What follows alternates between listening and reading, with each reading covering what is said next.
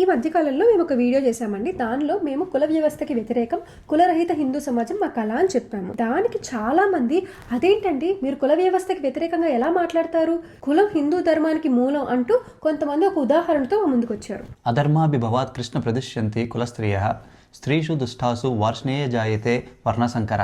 అంటే నాకు ఆశ్చర్యం వేస్తుంది, మన వాళ్ళు కుల వ్యవస్థని సమర్థించడానికి ఎంత దూరం వెళ్తారా అని.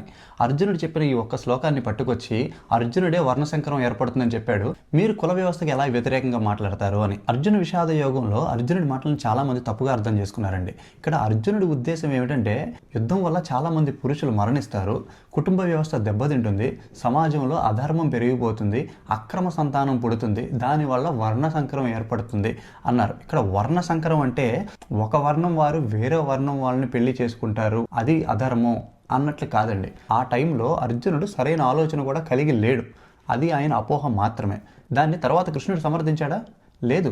అర్జున, నువ్వు చాలా జ్ఞానంతో మాట్లాడుతున్నాను అని అనుకుంటున్నావు, కానీ ప్రస్తుతం నీవంత జ్ఞానం కలిగి లేవు అని జ్ఞానోదయం చేస్తారు. 4 వర్ణాల్లో జరిగిన మాటలను పట్టుకొచ్చి 4000 కులాలకి ఆపాదించి అదిగో అర్జునుడు చెప్పాడు మనం కులాంతర వివాహాలు చేసుకోకూడదు అనడం ఎంతవరకు కరెక్ట్?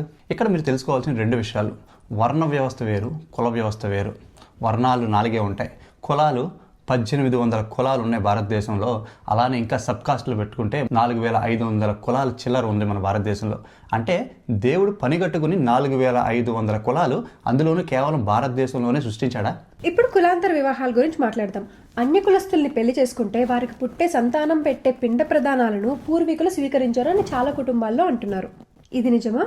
అలా అయితే 19th సెంచరీ నుంచి మనకి ఇండిపెండెన్స్ వచ్చే వరకు ఇంచుమించు 2000 కులాలు పుట్టుకొచ్చాయి. మరి వీటి గురించి ఎక్కడ రాసింది?